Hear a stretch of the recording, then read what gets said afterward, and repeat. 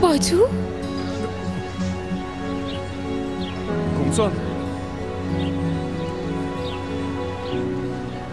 کمسال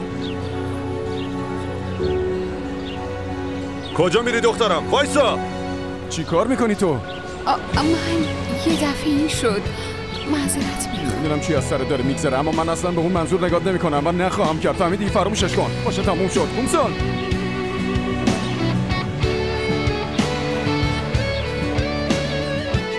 تایلانم چه موقعی رو واسه اومدن تو دفتر انتخاب کرد؟ به نظر حرفایی که در مورد باتو زدیم و شنید؟ حتما اون فهمیده که میخوایم یه کارایی بکنیم. ما هیچ کاری نمیکنیم، فقط داریم به یه جوونی که نیاز به کمک داره کمک میکنیم، داریم بهش اعتماد میکنیم، هرچند اون حرفامون رو نشنید. خیلی هم مؤدبه، شالتو آورده، ایشالا که چیز دیگه رو جا نذاشته باشی. منظورت چیه؟ منظوری ندارم. میخوای تو هر کاری دخالت کنی، لازم نیست فکرتو مشغول کنی، من خودم حلش میکنم، مشکلی نیست. کمسال داری کجا میری؟ وایسا.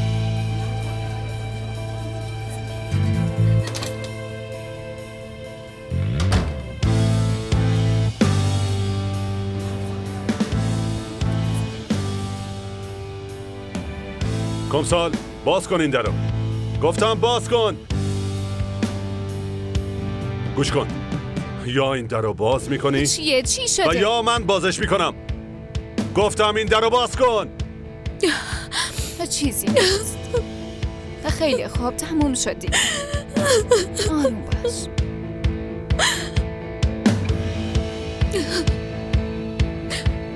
گوش کن، یا این درو باز میکنی یا خودم این درو باز میکنم. فهمیدی؟ گفتم درو باز کن. خیلی خوب، آروم باش، بعداً باهاش حرف میزنی. برم کن. این در باید باز بشه. من پدرشم باید باهاش صحبت کنم. آقای محترم دارین چی کار میکنین؟ میخوام با دخترم حرف بزنم. خب اما اینجوری با داد و بیداد که نمیشه حرف زد. ببخشید شما کی هستین؟ من معلم اینجام. این خانومم مدیر بخش دانشجوها هستن. دوستان چیزی نیست، لطفاً همه برن تو اتاقاشون، زود باشین. شما دخترمو میشناسین؟ کمسال دختر قویه. البته که میشناسم. بفرمایید بیرون در این مورد صحبت کنیم، بچه‌ها بیشتر از این ناراحت نشن. خیلی خوب. کجا باید حرف بزنیم؟ بفرمایید بریم تو حیاط. باشه.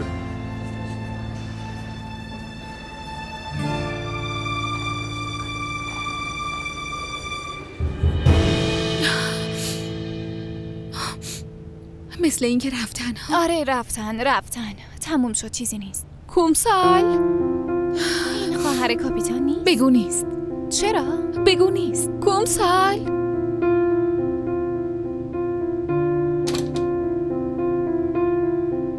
کمسال اینجا نیست. اینجاست. حالا چی شده؟ بگو نیست دیگه.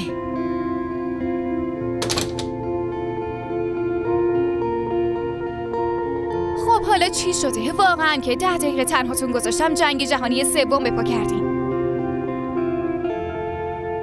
من تا حالا همچین دانشگاهی ندیدم. یعنی ما الان میتونیم این درا رو باز کنیم؟ یعنی چی کار میتونیم بکنیم؟ به من بگو. میشه قبلش یکم آروم باشین لطفاً؟ الان تو شرایطی نیستم که بتونم آروم باشم. من میخوام با دخترم حرف بزنم، فقط همین. خیلی اعصابش خورده. وقتی شنیدیم زود پا شدیم اومدیم تو هتل، تو مسیر راه هی برو برگرد، ناراحت شدیم. واقعا خیلی اعصابش خورده. پس بیاین یه کاری بکنیم. الان بریم خونه ما، اونجا یه چیزی بخوریم، بعد مفصل در این مورد صحبت میکنیم و شما هم یه استراحتی میکنیم. آره به نظر منم فکر خوبیه. اینطوری سر پایی نمیشه، اونجا با خیال راحت صحبت میکنیم. خیلی خوب باشه، ممنونم.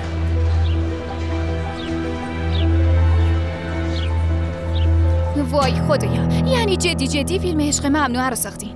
عشق، اعتراض، خیانت. من نمیتونم اینا رو باور کنم. همه چی یهویی شد، اصلا نمیتونم درک کنم. خیلی خسته شده، خیلی. راستش منم از این کار کاپیتان ایرن تعجب کردم. چطور میتونه همچین کاری بکنه؟ حتما خیلی عاشقته. نه بابا، ما فقط دوستیم، چه ربطی داره؟ از اون با توی بی شخصیت هر کاری بگی برمیاد. من هی میگم ازش فاصله بگیر اما گوش نمیدین.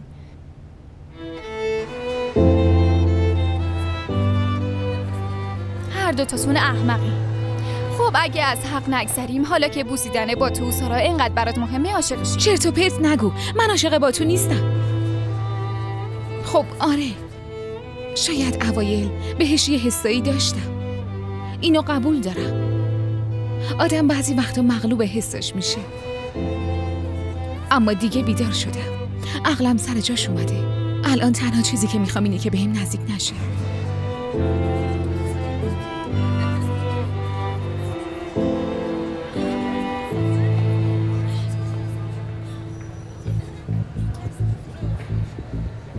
چی شده؟ چی شده؟ داشتی با کمسال حرف می‌زدی؟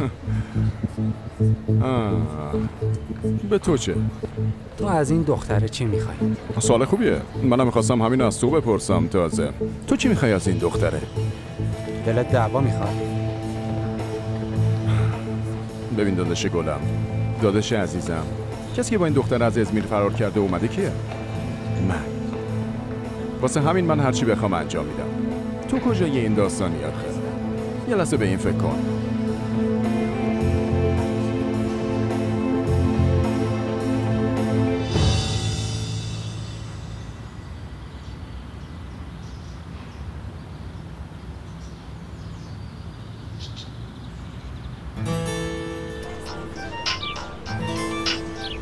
چی شده؟ چیزی شده مامان؟ هیچی پسرم، دلم برات تنگ شده. دلم برات تنگ شد همین. مامان جون، منم دلم برات خیلی تنگ شده. این کارا رو سر و سامون بدم میام پیشت، نگران نباش. لازم نیست.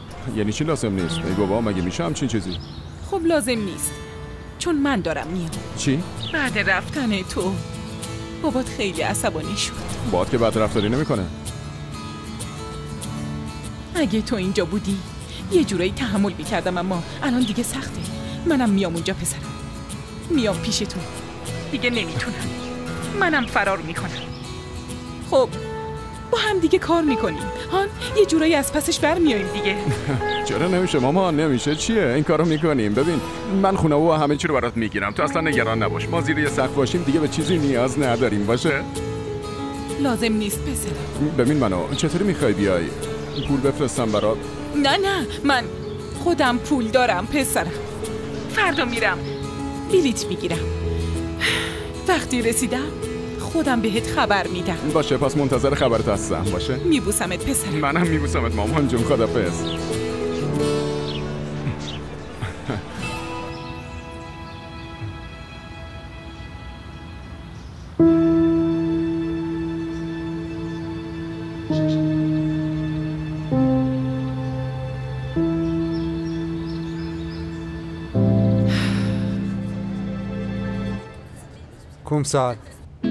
کمسال منم ارن.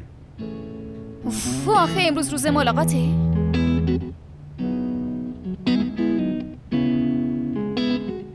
باز نمی کنی؟ باشه، اما لطفاً به حرفام گوش بده. کمسال من قبلا اینطوری کنترلم از دست نداده بودم. از دست خودم عصبانیم، اما بعدش که فکر میکنم هر کاری کردم به خاطر تو بود، به خاطر اینکه تو خوشحال باشی. بعضی چیزا رو ازت مخفی کردم، درسته؟ اما واسه همین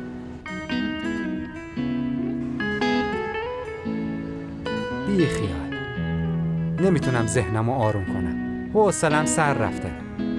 واسه اولین بار تو عمرم یه تذکر گرفتم. این حقم بود. نتونستم مفید باشم. کمسال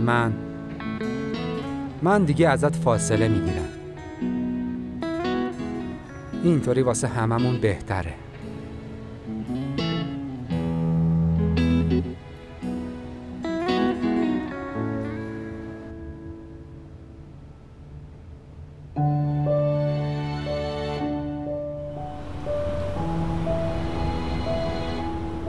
وقتی بچه بودیم همه چی چقدر آسون بود.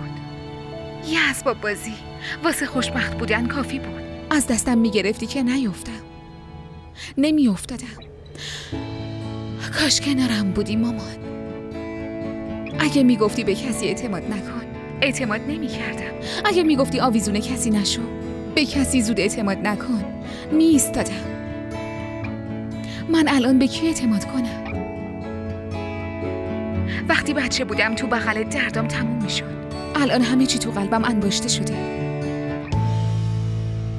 یعنی به یه خونه‌ای نیاز داریم که با مادرم بتونیم اونجا زندگی کنیم. الان میخواستم بگم که بیاین پیش من، اما خودت که حال روزمو میدونی دیگه. دلم میخواد بیاین خونه ما، اما میدونین که اونجا. من دوستان خیلی ممنونم، اما من خونه‌ای میخوام که بشه با مادرم توش زندگی کرد. اوف. مگه پول داری؟ خب اگه پولم داشته باشی همینطوری فوری که نمیشه خونه گرفت. این کار ضامن میخواد و از این حرفا. اگه میخوای به چند تا بنگاه زنگ بزنم. یعنی چی ضامن و این چیزا؟ یعنی انقدر طولش میدن؟ آره. خب جای هفتگی اینام هست. نه دیگه اونجا مناسب مامان یلدا نیست. پسر بریم خونه عمو تینا. نه خونه عموم اصلا نمیشه. حسن داداش کمسال چی میشه؟ میخوای چی بشه؟ هی بابا پسر جون، هی نگو زن داداش باشه. ببخشید داداش. خب زنگ بزن به چند تا املاکی ببینیم چی میشه. الان زنگ میزنم. خیلی ببخشین، چیز زیادی تو خونه نداشتیم. دلم خیلی واسه غذا تنگ شده. دستت درد نکنه. عزیزم تو هم یه چیزی میخوردی، نهارم که اصلا نخوردی. میل ندارم، قلبم درد میکنه. دیگه نمیتونم تمام این اتفاقات رو تحمل کنم. ببین تو رو خدا دخترمون اسیر یه بی سر و پا شده، از خونه فرار کرد. اون بی سر و پا که میگین برادرزادمه. که اینطور؟ خب اصلا با برادرزادتون حرفی زدین؟ یا اصلا گوششو کشیدین؟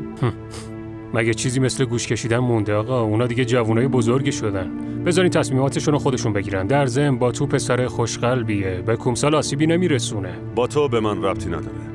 برای من دخترم مهمه. دختر من امروز تو کمیته بورسیه. دروغ گفته که بابام مرده. هر چیزی یه حد و مرزی داره. وقتی که ما خوشحال بودیم که دخترمون تو ازمیر درس میخونه، اون از ما پنهانی استانبول مینویسه. بعدش هم افتاده دنبال یه لات بی سر و پا، شبونه از خونه فرار میکنه. اما همونطوری که فرار کرده دوباره همونطوری خودش برمیگرده. آقا رفعت، منم خوب میدونم که بابا بودن یعنی چی. خب شما میخواین که همه چیز زیر نظرتون باشه، اما بعضی وقتا کارا اونطوری پیش نمیره. کمسال میخواد اینجا درس بخونه، این آرزوشه.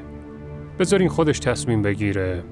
الان سخت‌ترین روزای زندگیشو سپری میکنه، بذارین تجربه کنه و خودش همه چی رو ببینه. منم موافقم. به نظر من به دخترتون یه فرصت بدین. شما رو درک میکنم. البته که نمیخواین مشتری از دست بدین، مگه نه؟ عزیزم ما فقط نمیخوایم دخترتون رو از دست بدین.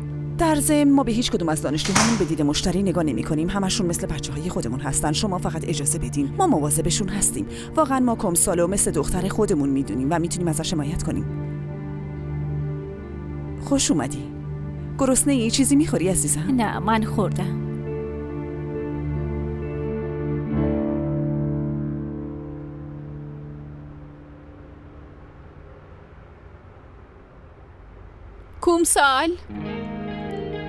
کمسال واقعا دیگه شورشو در آوردی.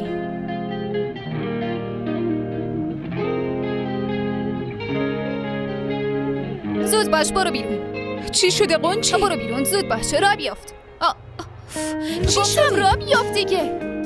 آشغال برو گم. مگه تو دیوونه ای؟ آره دیوونم. مگه بهت نگفتم؟ برو دیگه، خسته شدم. برو.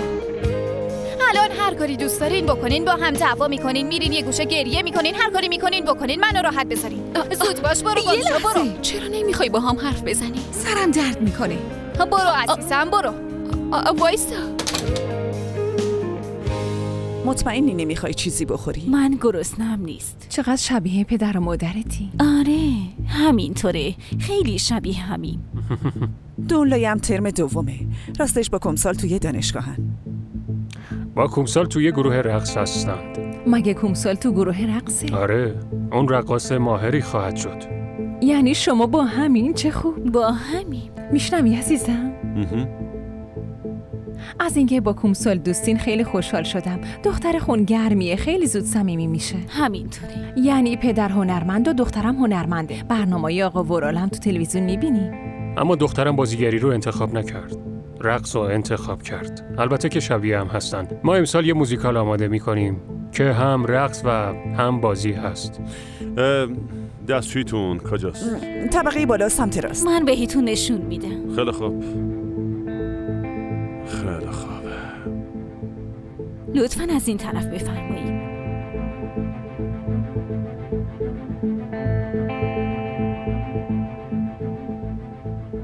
یه فکری تو سرم دارم، یه نقشه بلند مدت که میتونه کمسالو برگردونه. فهمیدی؟ فقط یکم باید صبور باشیم. یه جورایی به کمک تو هم خیلی نیاز دارم. منتظر خبرم باشه. باشه، هرچی از دستم بر بیاد انجام میدم. ممنون.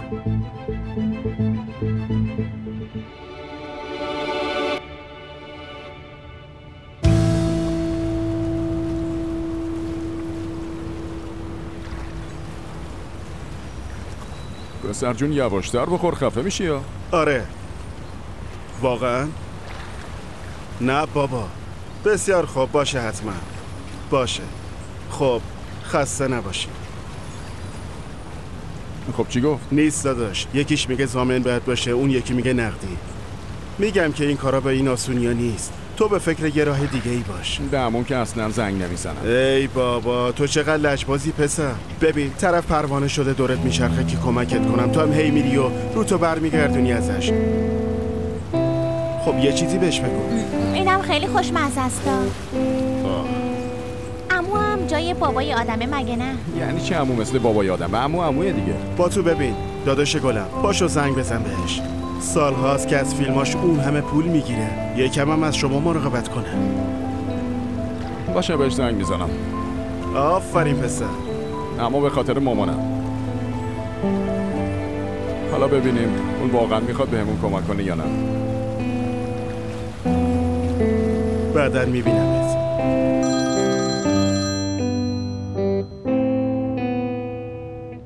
بله با تو. عمو جان یه موضوعی هست که باید فوراً باهات صحبت کنم. باشه؟ خب این موضوع فوری چیه؟ بشنوی میفهمی، اما باید رو در رو با هم صحبت کنیم. من الان خونه ایپکم آدرس رو برات میفرستم. باشه خیلی خوب. خب من دیگه باید برم. خوبه پس من احتمالاً قبول میکنه. بزن قدش پسر. میبینمتون. بزن بریم. کار این جوونام همیشه فوریه. خب با اجازتون ما بریم دیگه. بریم سلما جون. یه قهوه میخوردین؟ ما خیلی خسته ایم. باید بریم یکم استراحت کنیم و قبل از اونم باید کمسالو ببینیم. از این بازی موش و گربه مسخرم دیگه واقعا خیلی خسته شدم. پاشو سلما بریم. هر طور که راحتین. در ضمن نگران نباشین، من یه راه حلی پیدا میکنم، بعد خبرتون میکنم. خیلی ممنونم ایپک. من شما رو راهنمایی میکنم. میتونین همیشه تشریف بیارین، اصلا جای نگرانی نیست. اینجا آینده بهتری در انتظار کمساله. خب باید ببینیم که آخرش چی میشه.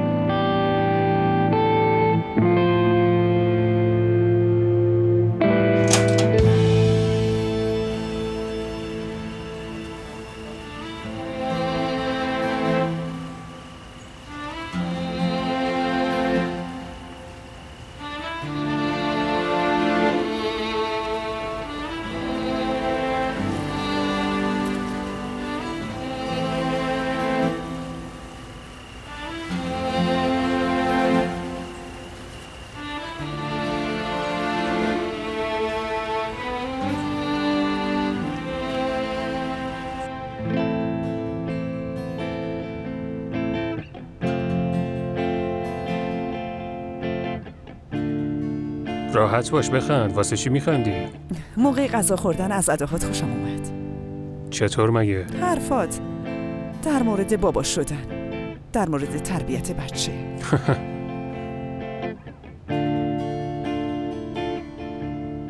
من میرم بیرون. دخترم ببینم این موقع شب کجا میری؟ مثل این که اون سن و سال گذروندم.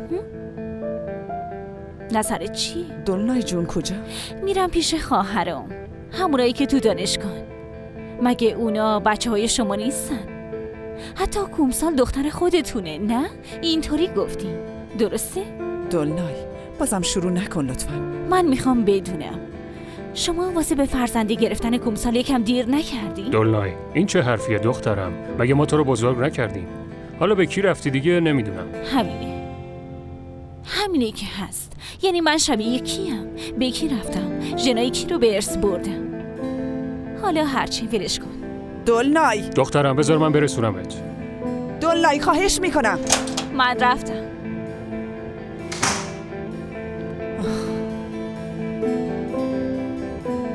بیا تحویل بگیر. نتونسته فرزند خونده بودنشو فراموش کنه.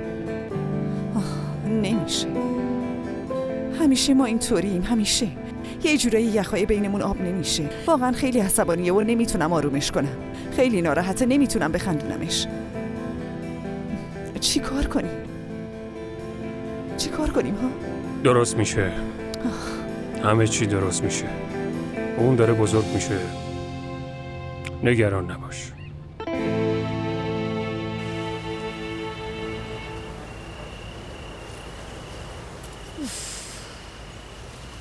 پاشو بیا.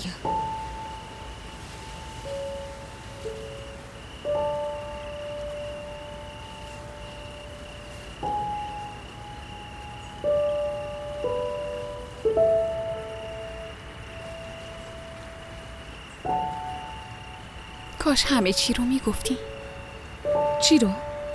این که عاشق با تویی. نیستم. شاید یه جورایی نشون دادی، اما چه بدونم. رک و پوست کنده با هم حرف نزدیم، به هم نگفتی. چرا نگفتی؟ چون حتی به خودمم نتونستم بگم. اما من عاشق نیستم، همچین چیزی نیست. شایدم داری خودتو گول میزنی. خب شایدم. گاهی لحظه یه جذبه آدمو میگیره. همچین چیزی بود، اما الان نیست. نه خب عاشق نیستم، همچین چیزی نیست. از احساساتت مطمئن نیستی؟ من دنبال عشق نیستم، دنبال خوشبختیم. این دوتا با هم فرق دارن. پس چرا اینقدر از دستم عصبانی شدی؟ ببین اون پسر داره زندگی همه رو نابود میکنه. نمیخوام تو رو ناراحت کنه. اصلا اون یه شخصیتی داره که به همه ابراز علاقه میکنه. تو چطور میتونی اجازه بدی که تو رو ببوسه؟ اون تقصیری نداشت. من با تو رو بوسیدم.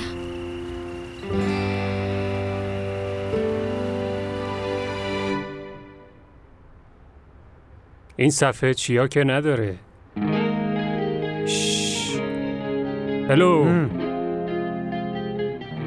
پسر، 2 ساعته که داری همون صفحه رو میبینی. ای بابا، ما کی اومدیم اینجا؟ چی شده؟ شاید با تو هم عاشق کومساله.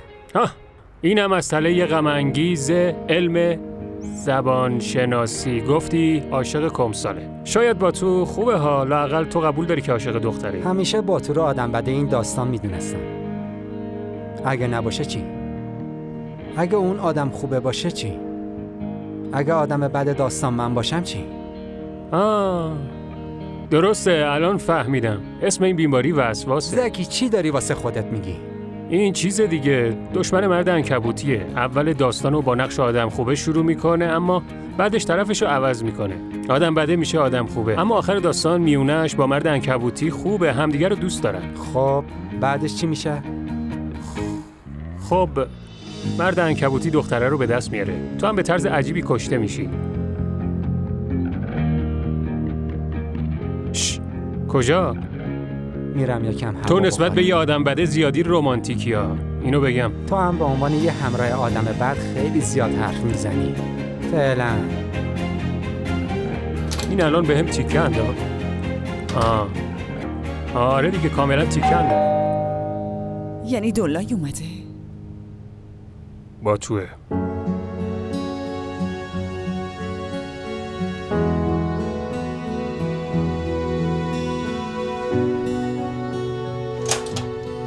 سلام. بیا تو، بفرما. خب راستش بخواد زیاد نمیمونم، اما خبر خوبی براتون دارم. خواستم رو در رو بهتون بگم. آبجی پک، خوش اومدی عزیزم. خب بگو ببینم چیه این خبر خوش؟ یه روزم واسه شام بیا خونمون باشه، با هم دیگه بشینیم و یه شام خوشمزه بخوریم. انشالله بعد این زود هم دیگه رو میبینیم عموجون. نه بابا، چطور ممکنه؟ مامانم داره میاد.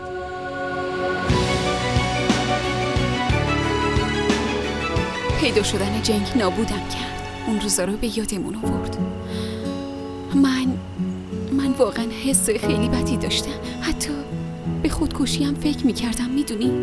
خب الان که نه. موقع جداییم 3 ماه پیش خیلی فکر احمقانه‌ای بود. بعدش به خودم اومدم رفتم بودرو، خودم رو رها کردم. بعدش هم که بابا تو روبرو شدم. بهت که میگم تو اولین دوست زندگی جدیدمی، واسه همینی. تو هم همینطور. تو اولین دوست زندگی جدید منی. میدونی این 2 روز واقعا خیلی برام سخت گذشت و با تو یه جورایی همیشه کنارم بود. اگه اون نبود میترسیدم که خودم رو از دست بدم. بی‌دفاع بودم، ترسو بودم. منم نمیخواستم که اونو ببوسم. یه هویی شد. بعدشم یه پشیمونی خیلی بزرگ. بیا.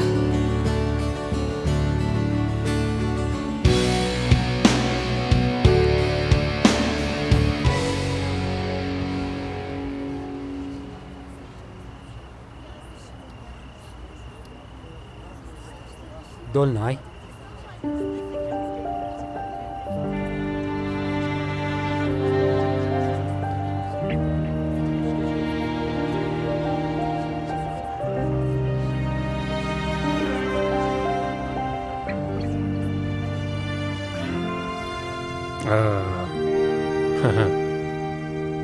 واقعا خیلی تعجب کردم. نمیدونستم مادرت همچین برنامه‌ای داره. خب من که بهت گفته بودم عمو جون. خب معلوم که اونم به سرش زده. بهم زنگ زد گفت دارم میام، منم گفتم باشه. خب علی از این تصمیم ناراحت نمیشه؟ نگران نباش، چیزی نمیشه. ما رو نمیتونه اینجا پیدا کنه. نگه چیزی هم بشه تو با صحبت میکنی، مگه برادرت نیست؟ با تو میدونی که میونمون خیلی باهاش خوب نیست. عمو جون من دیگه اینا رو نمیدونم. من خیلی خوشحالم. حالا روز مادرم هم که میدونیم. بیاد اینجا یکم راحت شه. خیلی وقته که لبخندشو ندیدم، اما خب یه مشکلی داریم. جا واسه موندن نداریم. یعنی من فکر کردم اگه یه مدت پیش شما بمونیم.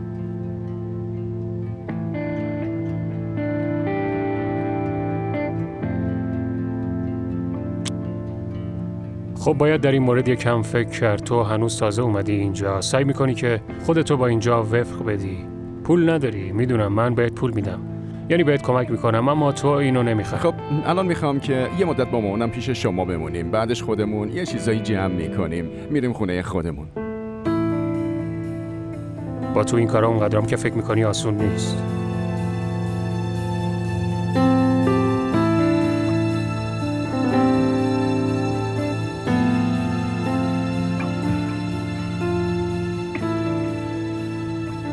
باشه، فهمیدم. دمت گرم. با تو چه؟ مگه ما محتاج شمایی؟ حالت منو باش که اومدم پیش شما و میگم خیلی خوشحالم. حالا روزتون رو ببینین؟ نگران نباشم و سربارت نمیشین. خودمون یه کاریش میکنیم، باشه؟ متاسفم براتون. متاسف.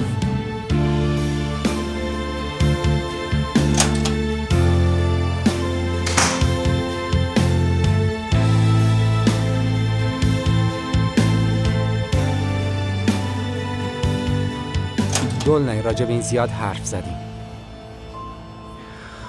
دیگه این موضوع فرزند خوندگی رو باید قبول کنی. داری به خودت ظلم میکنی، همینطور به اونا. کاش همونقدر که شما میبینین آسون بود. من نمیگم که آسونه، اما اینطوری هم که نمیشه. دیروز رفتم پیش دکتر، پرسید که تو خانوادتون یه بیماری ارثی هستش. من نتونستم چیزی بگم چون که نمیدونم. چیزایی رو که همه میدونن و من نمیدونم. مثلا من شبیه کیه؟ به مامانم رفتم یا به بابا؟ نمیدونم. میتونی اینو بفهمی؟ چی رو؟ این که بیشتر شبیه کی هستی. برو و پیداشون کن، چون این نفرتت از ورالا ایپک طوری دیگه ای از بین نمیره.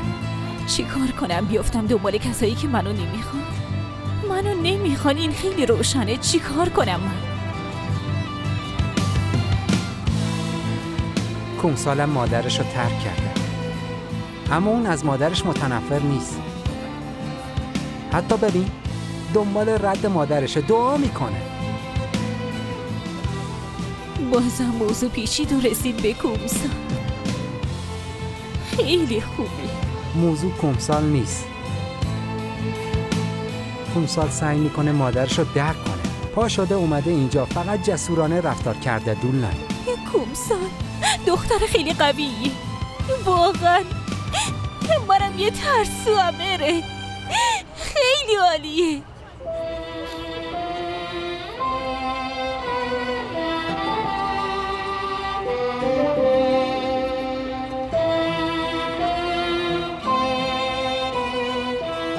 از دست تو نمیتونم باور کنم داداشم این کارو کرده.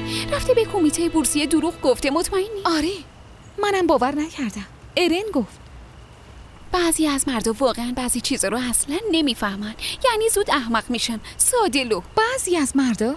به نظر من همه مردا. جنکه یه گافه به تمام. با تو رو بگی مروارید چیه، به همه مروارید آبی پخش میکنه. چه مرواریدی؟ مروارید دیگه چیه؟ خیلی جالبی. تصمیمای تازه‌ای گرفتم. بعد از این یه مدت نمیخوام هیچ مردی تو زندگیم دخالتی بکنه. منم تصمیمای جدیدی گرفتم. میخوام به یه پارتی ساحلی برم تو دریا راحت بشم، یکم سر حال بشم. حتی میخوام خودم ترتیبشو بدم. دختر تو دیوونه ای؟ پارتی ساحلی از کجا در اومد؟ دختر تو باید منو موقعی دبیرستان میدیدی. درسامون تموم میشد، پارتی شروع میشد. صبر کن، من توی کلیوس ساحل خوب میشناسم، نصفشو میپوشونی، عشق و حال میکنی. چی کار داری میکنی؟ دعوت دست جمعی، همینجوری که پدیده نشدیم. دختر عزیزم کاملا درست میگی. سلام دوستان. چه سلامی داری؟ فیلم برداری دارن ما رو میبینن. دختر احمق نشو، فیلم نگیر. دوستان ما فردا تو کلیوس پارتی داریم، همتون دعوتی. میخوای تو هم چیزی بگی؟ پاشین بیاین دیگه. خب چی بگم؟ آخه از ازمیر اومده، یکم خجالت میکشه. کامنت ها داره میاد. پارتی ساعت چنده؟ خب به هر حال موقع ظهر شروع میکنیم، مگه نه؟ در ضمن قنچه بد اخلاق، اگه داری اینو میبینی باید بگم ما میکشیمت. فهمیدی؟ آره به خدا، آخه دوستمون قنچه ما رو بیرون کرد.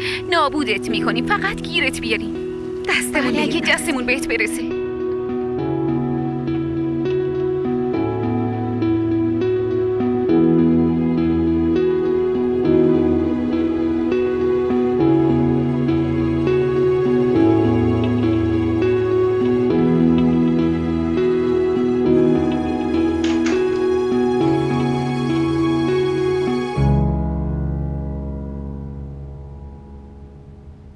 چی شده پسر؟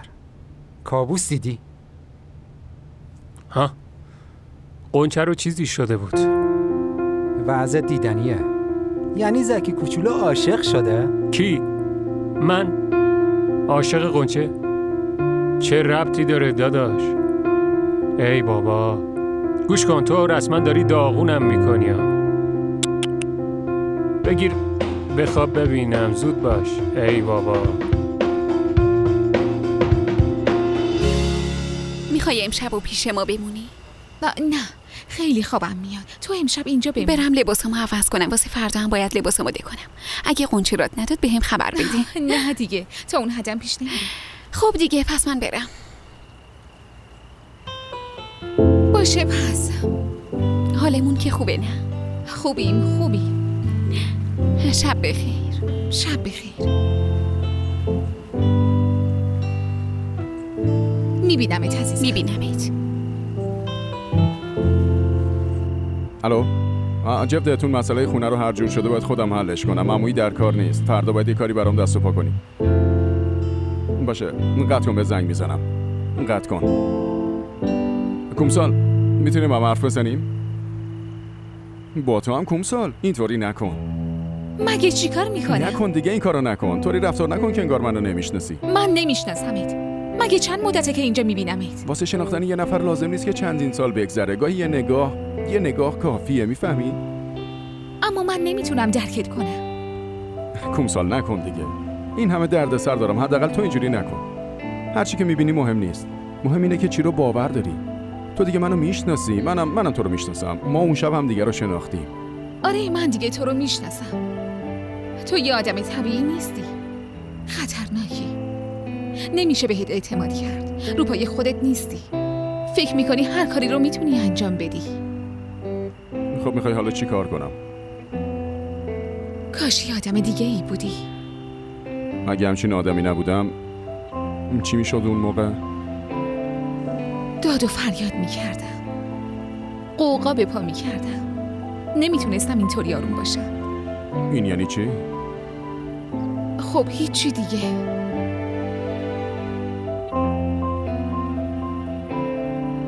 کومسال من سرا رو نبوسیدم. به من ربطی نداره باتو. هر کی رو که میخوای ببوسش.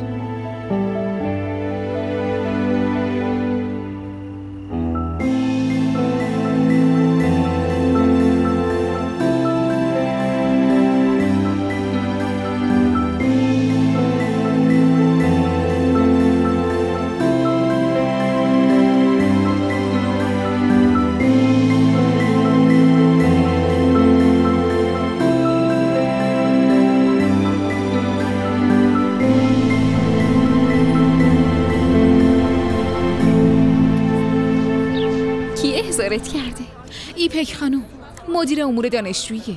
خب حتما در مورد ثبت نام مشکلی پیش اومده یا در مورد بورسیه. نه ایپک خانم زن خیلی خوبیه، خبر بدی نمیده. اون راه حل همه مشکلاتی تا حدی که اصلا نمیاد مادر دولنای باشه. خب دیگه همخون نیستن که اینم میتونه باشه. چطور مگه؟ دولنای فرزند خونده است. واقعا؟ نمیدونستم.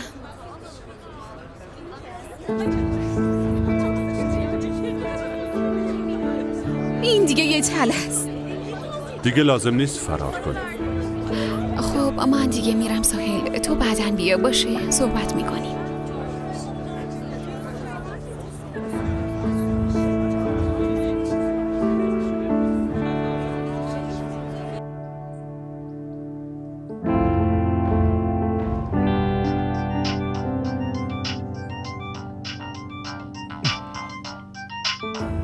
الو.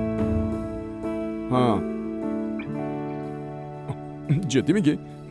خیلی آدم بامرامی هستی پسر. حالا کجاست این کاره؟ ها باشه داداش بامعرفتم.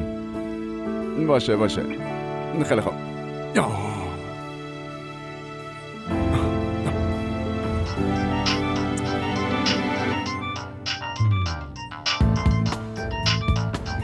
نمیخوام اول صبحی فوش بدم.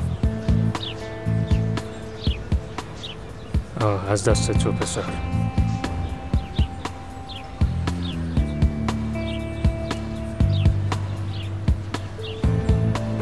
چی بود اسم اون فیلمه؟ ببین یادم رفت. زمستون قبل میدونم چی کار کردیم. نه انگار روز قبل میدونم چی کار کردیم. تو چی داری میگی؟ دیروز که داشتین با ایپک حرف میزدین همه چی رو شنیدم. آها یعنی دیگه یه برگ برنده تو دستم دارم. از این به بعد مراقب رفتارت باش. چی بود اسم اون کتاب؟ زنگ خطر برای کی به صدا در میاد. این بود.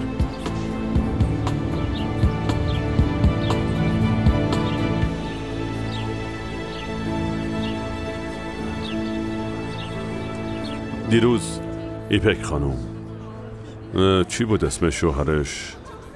بازیگر باهوشیه. آها آقا ورال ما رو دعوتمون کرده بود. با هم غذا خوردیم. دستشون درد نکنه. انگار اونجا چشمام باز شد. خب با خودم فکر کردم که زیادی محدودت کردم عزیزم. شایدم ترسیدم که تو را از دست بدم. برای همین دیگه لازم نیست فرار کنی. به خاطری که دیگه دنبالت نمی کنم. برای خداحافظی اومدم. سلما جون. خیلی خوب. بیا ببینم. مواظب خودت باش. تو هم همینطور. هر موقع خواستی میتونی برگردی خونه. ما منتظرت هستیم. ممنونم.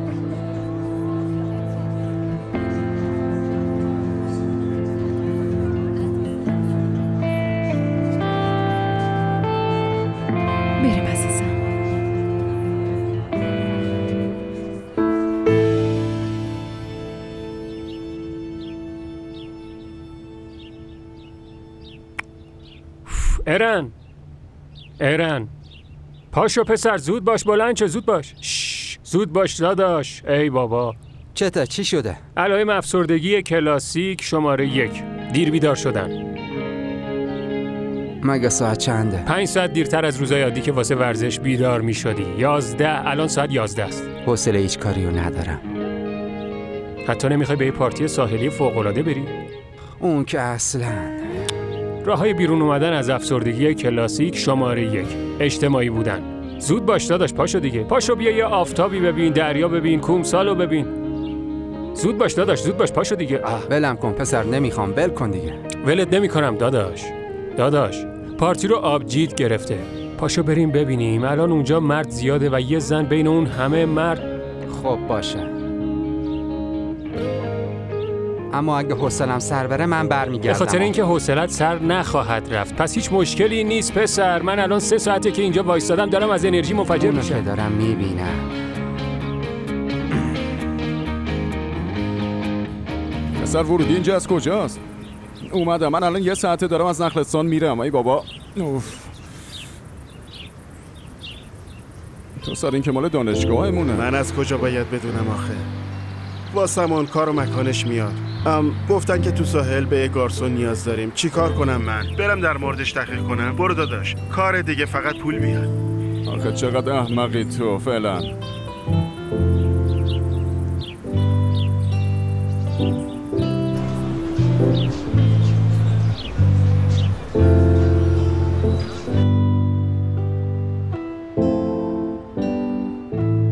ببخشید، میتونم یکم وقتتون رو بگیرم؟ البته، بفرمایین تو.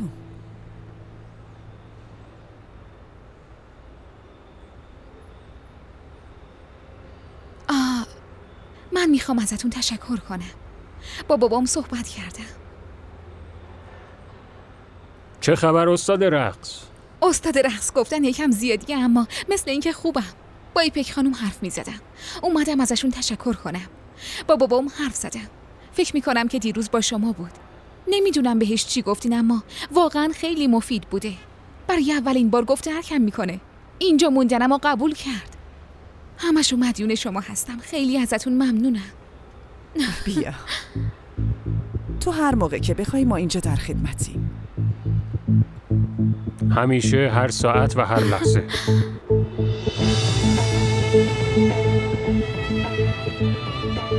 امیدوارم همیشه با آدمای خوبی مثل شما روبرو بشم. بازم ازتون ممنونم. میبینمت عزیزم. هر موقع که بخوای میتونی بیایی.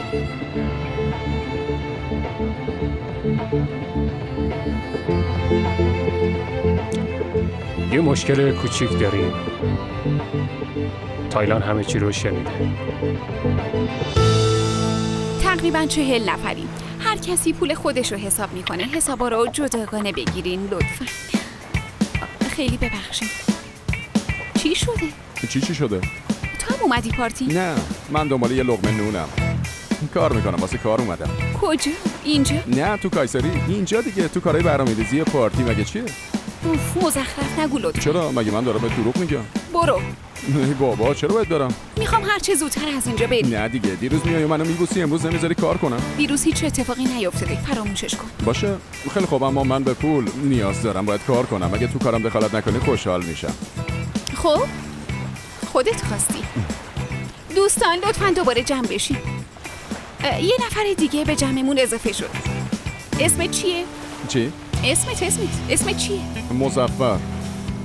آقا مظفر، 20 دقیقه بعد از ساعت قرارمون اومدیم.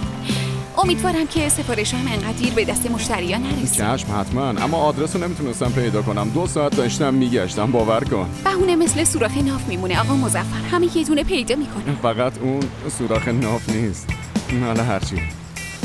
ببخشید، این چه بی‌ادبیه؟ ببینم تو جدی هستی؟ حتما خواستیم بگین سارا خانم. منتظر عذرخواهی‌ام. باید معذرت بخواید آقا مظفر. ولمون کن، تو رو خدا بذار به کارمون برسیم. باید معذرت بخواین آقا مظفر. تو دیوونه شدی؟ هر کاری میخوای بکن. هی بابا. به هر حال کجا بودیم؟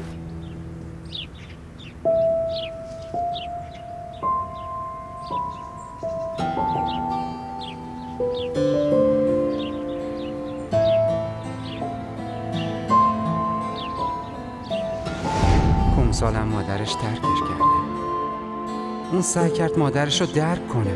پا شده اومده اینجا، فقط اون جسورانه رفتار کرد. واقعا ما کمسالو مثل دختر خودمون میدونیم و میتونیم حمایتش کنیم.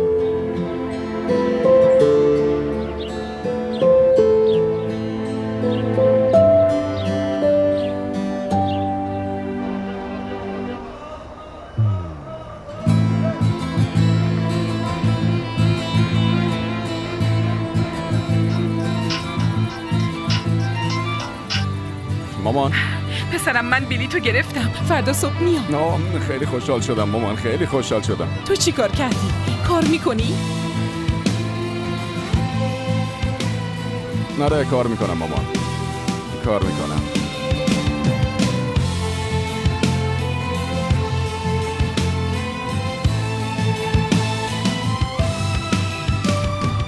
باید بریم باهاش حرف بزنیم. به نظرم باید برم یه حالی بهش بدم که دیگه دور و برمون نچرخه. پرت و پلا نگو. اصلا نمیخوام که تو با اون آدم طرف بشی. اما منم همچین هدفی ندارم که حرفتو گوش بدم ورال. اینجا پای شخصیتم در میونه، حتی به تو هم فکر نمی‌کنم. باشه. پس بریم و با همین موضوع رو حل کنیم. زود باش. این به زندگی خودم مربوط میشه، هر طوری که بخوام حلش میکنم. اونی که تو مخمسه گیر کرده منم. اونی که با تو رو به طور غیر رسمی اینجا ثبت نام کرده منم. تو چیزیت نمیشه. تو فکر میکنی وقتی تو دردسر افتادی من میرم گلابی بچینم؟ ما تا آخرش با همیم. نه خیر ورال، هر کسی تاوان کار خودش رو پس میده. من خودم یه راه حلی پیدا میکنم. تو هم همین کارو بکن. به فکر زندگی خودت باش. بگرد و فکر کن.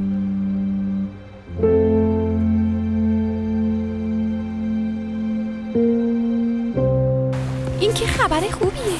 خوشحال شدم با بابا آشتی کردی، اما من براش بوم بزرگتری دارم. چی شده؟ با تو اومده، قراره که اینجا کار کنه. چی؟ آره گفتم برو اما نرفت. منم یکم شکنجش کردم، بعدشونم استعفا داد. خب شایدم کاملا استعفا نداده باشه. ولش کن، پاشین بیاین دیگه، خیلی خوش می‌گذره. باشه الان میایم. قطع کن. باشه بای بای. منصرف شدم، میخوام کار کنم. واقعا؟ بیا ببینیم. دوستان یه لحظه جمع بشین. آقا مظفر تصمیم گرفتن که عذرخواهی کنن. بفرمایین آقا مظفر. سارا خانم یه شخصیت فوق‌العاده‌ایه. خیلی از شما عذر میخوام. چه بدونم از اکیپتون، از گارد ساحلی، از وزیر گردشگری و توریسم. حالا شد آقای محترم، عذرخواهیتون مورد قبول واقع شد. بچه ها شما زیر آفتاب خیلی خسته شدین. از این به بعدشو بسپارین به آقا مظفر. همه ی مسئولیت ها با ایشونه، شما تفریح کنین.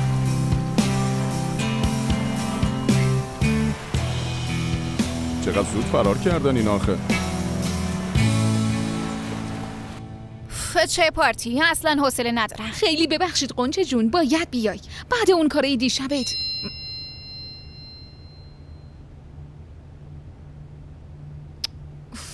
بابا نمیتونم باور کنم. چی شده؟ پول فرستاده. من که ازش همچین چیزی نخواستم. چطور ممکنه؟ باز چی شده؟ بابام نفرستاده.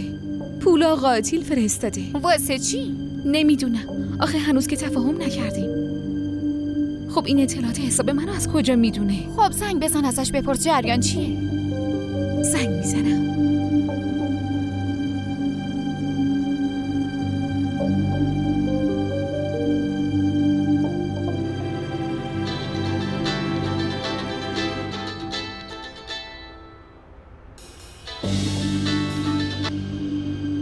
سلام کمسال، چطوری؟ خوبی؟ راستش خوب نیستم آقا آتی.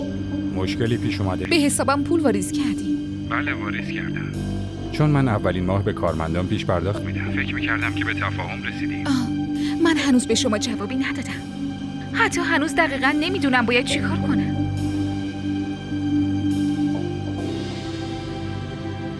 کمسال، میدونم که امروز با یه صحنه ناخوشایند روبرو شدی. اون دختر خواهر منه. اون یکم مریضه. که اینطور؟ مشکلش چیه؟ یه شوکی بهش وارد شده و از اون روز نمیتونه حرف بزنه. ازت میخوام که بهش کمک کنی. خب اما من نه پرستارم و نه دکتر. چه کمکی از دستم برمیاد؟ اون به این چیزا احتیاجی نداره. اون به کسی نیاز داره که بهش اعتماد بکنه. با خیلیا کار کردم که باش دوست باشن، اونو دوباره به زندگی امیدوار بکنن، اونو خوشحال کنن، اما نشد. اینو فقط مثل یه کار دیدم، بهش اهمیت ندادم. من واسه یه خواهرم دنبال یه دوست میگردم، یه رازدار. این روشنی رو من در تو دیدم. این کار تو میتونه حال خواهر منو خوب کنه. حداقل با هم آشنا بشین. اگه بازم نخواستی میتونی پولمو بهم برگردونی. باشه. پس با هم آشنا بشین. فردا صبح؟ باشه. به خاطر درکت ازت ممنونم کومسال. به امید دیدار. به امید دیدار. قنچه، فکر میکنم واقعا یه کار پیدا کردم. خوبه، توی پارتی اینو جشن میگیری. منم میخوابم. بریم؟ باشه بریم.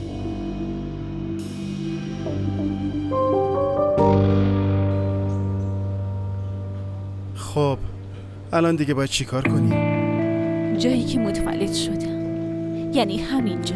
اون موقع مامانمو مجبور کردم تا بفهمی. تکلیف مدرسه‌ام بود. مجبور شد که بگی. تاریخ تولدم هم که معلومه. الان تنها کاری که باید بکنیم اینه که بریم اتاق آرشیو و پرونده منو پیدا کنیم. اما چطوری؟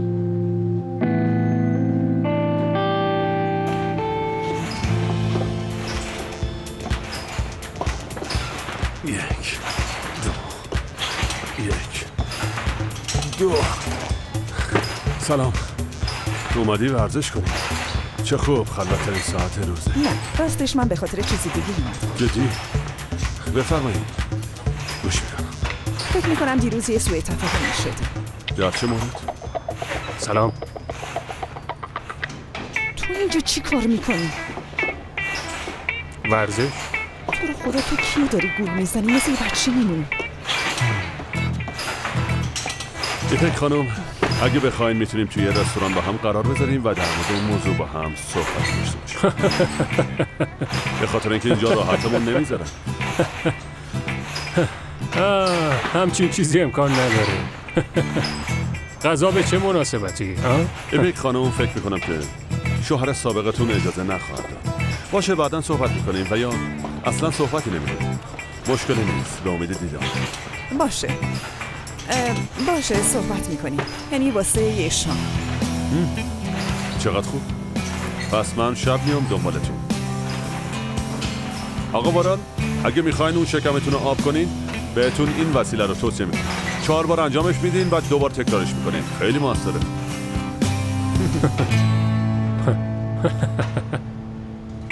چی کار داری میکنی؟ ببین ایپک، من خطوط قرمزی دارم. خب خودت هم خوب میدونی که اگه از اون خطوط قرمز بگذری چی میشه؟ آره، با زنای دیگه هم رابطه داری، درسته؟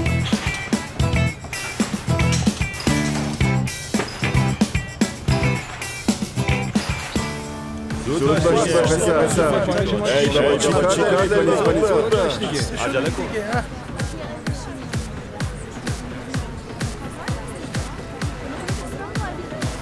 وای طفلکی، من بهش ترحم کردم. چطوری به این همه آدم برسه؟ آهن اصلی زن نمیزنه. ولش کن، یکم کار کنه.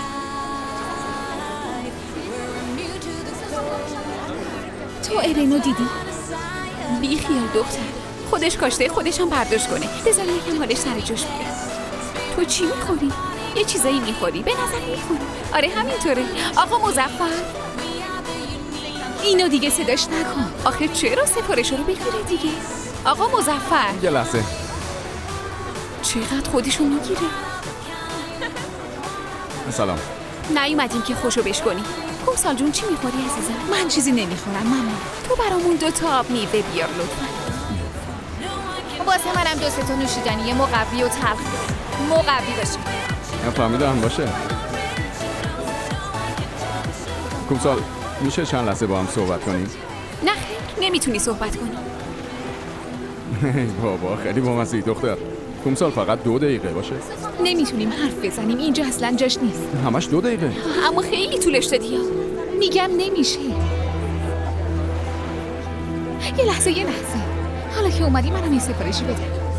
من یه دونه پاپیتو با خردل و کرنیشو میخوام باشه. اما اون چیزی که شما میخواین ما نداریم متاسفانه. خب سیب زمینی هست، خردلم هست، کرنیشو هم که همون ترشی خودمونه. چطور نداری؟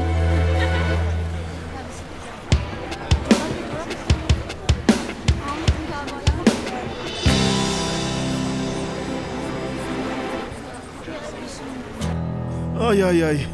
اوف. ببخشید میشه لحظه بیاین؟ یه لحظه بیاین. من دنبال بخش ارتوپدی میگردم. از سمت راست برین طبقه دوم، اونجا آسانسور هست. جلوتر سمت چپ. خب یعنی اونجا رو مستقیم میرم بعدش هم میپیچم سمت چپ؟ نه میپیچی سمت راست، اونجا آسانسور هست. بعدش باید برم طبقه 4؟ میری طبقه 2. داداش میشه راهنمایی کنی؟ خواهش میکنم. ببین با این وضع اومدم اینجا، من نمیتونم اونجا رو پیدا کنم. ها؟ داداش لطفاً. باشه میبرم. دمت گرم. ممنون. خیلی ممنون.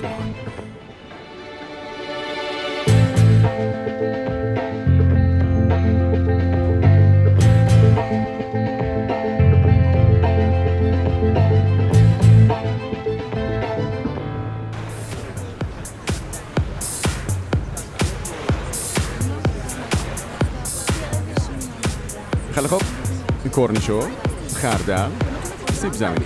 ما نتونستیم چیزی ازش بسازیم، خودت حلش کن باشه؟ نه بابا، خیلی بامزه. چقدرم پررو. خیلی.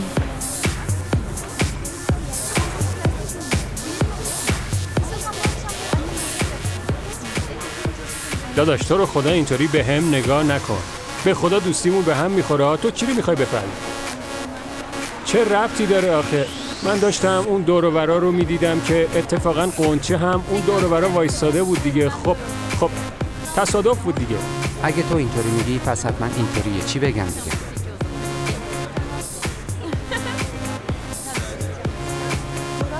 دختر یواش، چه خبرته؟ این حتما یه مشکلی داره. باید ذهنمو آروم کنم. تو سرم یه فکری هست. باید از اونا رها بشم. شما دخالت نکنید. باشه؟ اگه میخوای ذهنت آروم باشه باید همه چی رو رها کنی. باید خوشحال باشی. تا کی میخوای اینطوری بخوری؟ تو انگار هم اتاق تو خوب نشناختی. قنچه هست دیگه. قنچه بود، خندیدن قنچه. خیلی از هم فاصله داره. هنوز کسی پیدا نشده بتونه اونو بخند. من الان میام. کجا؟ به خدا داره میاد. بذار بره کارشو بکنه. قسم میخورم داره میاد. واقعا داره میاد پیش من. آره وای اومد. خب زکی چه خبرها؟ چطور مگه؟ خب همیشه چیزا که خنده‌دار تعریف میکنی الان باید تعریف کنی. قبول نمیکنم. زود باش.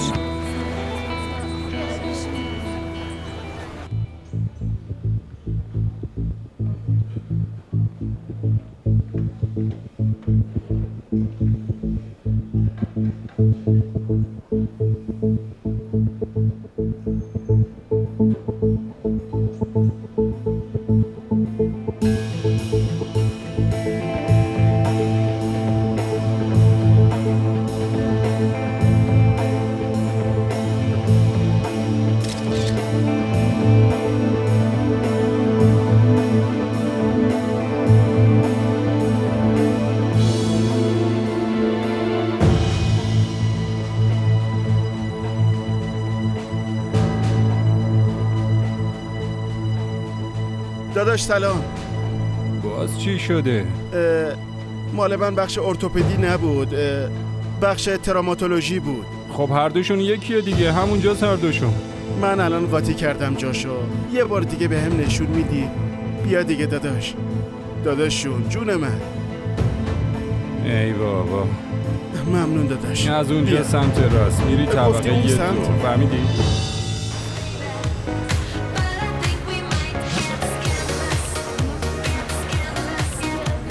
این مال کی بود؟ یکی دوتاش واسه ما بود. الان میارم.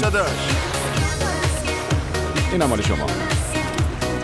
اینم مال شما. نوشیدنی بده. نوشیدنی همه نوشیدنی صرف. بیا ببینم. 2 نوشیدنی خواستیم 2 ساعته که نیاوردی. ما هم 20 ساله که چیا نخواستیم اما نمیشه. یکم صبر کن. نمیبینی که. شما ببخشین یکم شلوغه. چی می‌خواستی؟ نه کاپیتان این حرفا چیه؟ بگو. امروز منم میخوام کار کنم. یکیش سرد باشه. باشه الان میارم.